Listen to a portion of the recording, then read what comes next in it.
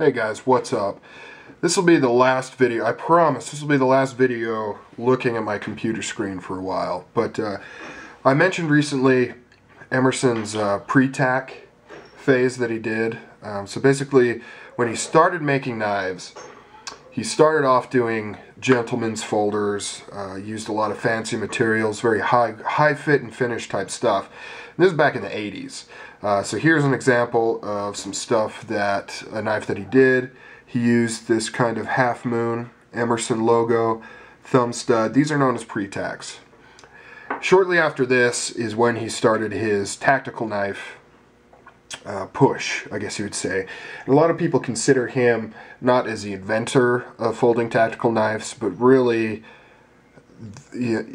that he sparked that whole thing. He's the one that kind of popularized folding tactical knives. So after this era, here, let's take a look at another one. After this era is when he started his tactical knives. And those actually are basically more or less what his customs look like. They were micarta scales with titanium bolsters, handmade, all handmade and things like that. So he was doing that in the late 80s and 90s before he moved into his production folders, which is what most people know him as. And I know I, for one, when I saw his customs, I assumed that those are new, you know, a new thing, that he started off doing kind of these production knives, and then now he's going back and doing these customs. I didn't realize that he actually started off as a very traditional knife maker, and that his earlier work, if you look at his earlier work, you would think that it's new. You would think it just came out. You wouldn't really think that it was from the 80s. I mean, there's just a lot of really crazy stuff. I mean, look at these anodized purple, anodized titanium bolsters. And he was also very respectful on things he used, like the Walker liner lock. He specifically went to Mr. Walker and asked him if he could use not only the liner lock, but also Mr. Walker was one who popularized anodizing as well. So he asked if he could use that. Here's the back side of that one. You see here he used stag, all hand-rubbed blades. This one's really cool looking.